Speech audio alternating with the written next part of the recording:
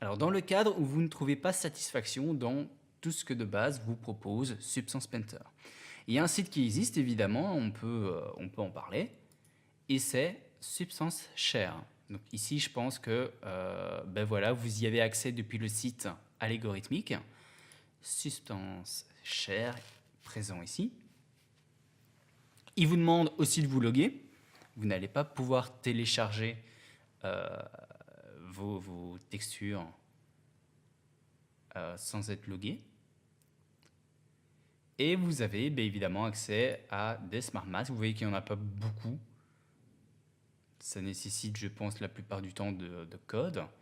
Mais en tout cas, il y a des matériaux à l'appel. Par exemple, pour notre fauteuil, chercher du velours.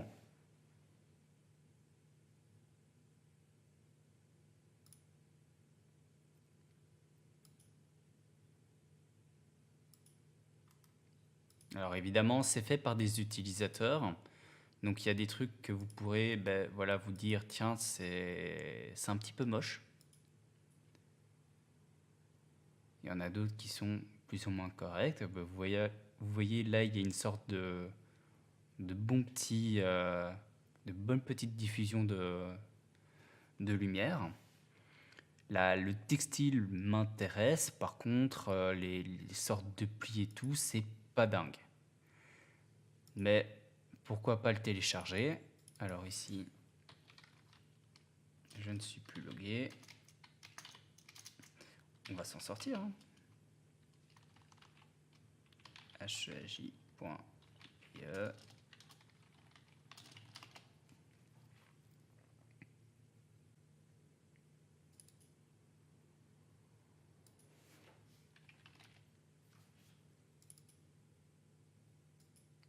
Alors là, ici, vous pouvez l'enregistrer. Hop. Et peut-être qu'on peut le prendre et le glisser, déposer directement dans notre shelf. Lorsque vous faites ça, directement, vous voyez qu'ici, il a remarqué directement que c'est un Smart Material, parce qu'évidemment, ça finit par SP Substance Painter SM, Smart Material. Alors ici, vous avez la possibilité de choisir où vous souhaitez l'ajouter.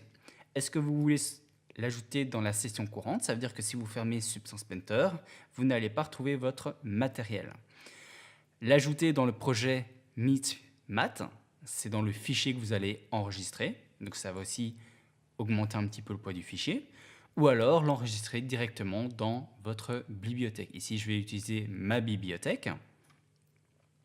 Importer. Et vous voyez qu'ici, j'ai mon petit Velvet que je peux venir glisser-déposer sur mon objet. Vous voyez que directement, les folds, là, je les aime clairement pas. La couleur Velvet ici, hop, je vais peut-être un petit peu l'éclaircir. Hop. Et fabrique pattern, on va le mettre en... peut-être on va essayer du triplanar.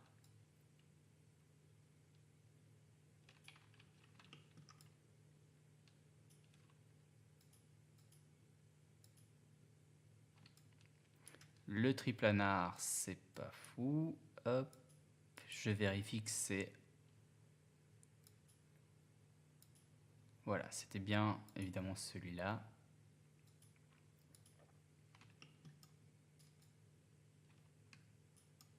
Ça va faire cet endroit-là. Ici, c'est un tout petit peu bizarre.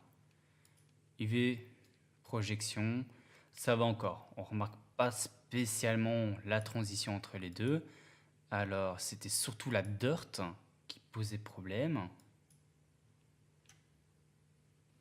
La dirt qu'on a ici, hop. Il va falloir peut-être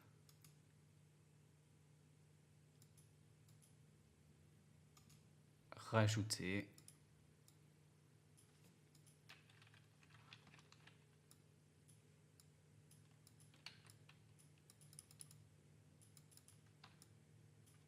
Hop. Ah, c'est quand même un petit peu particulier. Bon, bah, parfois... Hop.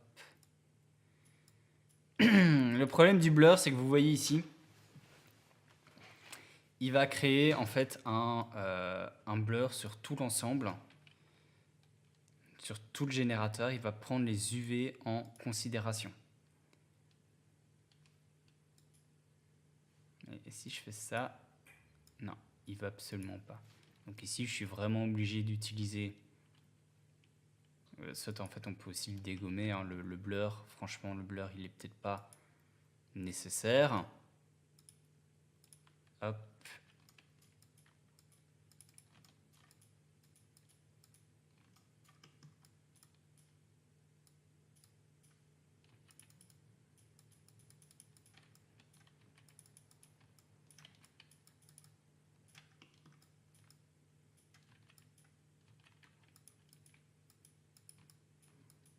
Et on peut repeindre un petit peu sur notre objet. Voilà, c'est un petit peu plus lisse. Roughness Refine, on a quoi? Ok, on a Edge Select. Là, c'est un peu la grande inconnue. Et ces fameux folds que je n'apprécie absolument pas. Hop. Et on a un petit objet. Il existe vraiment plein de choix possibles. Donc, en fonction de ce que vous souhaitez tester, eh bien, vous devez l'importer évidemment dans les bonnes cases, hein. Lorsque vous importez des éléments de Substance Painter, ici, import resource.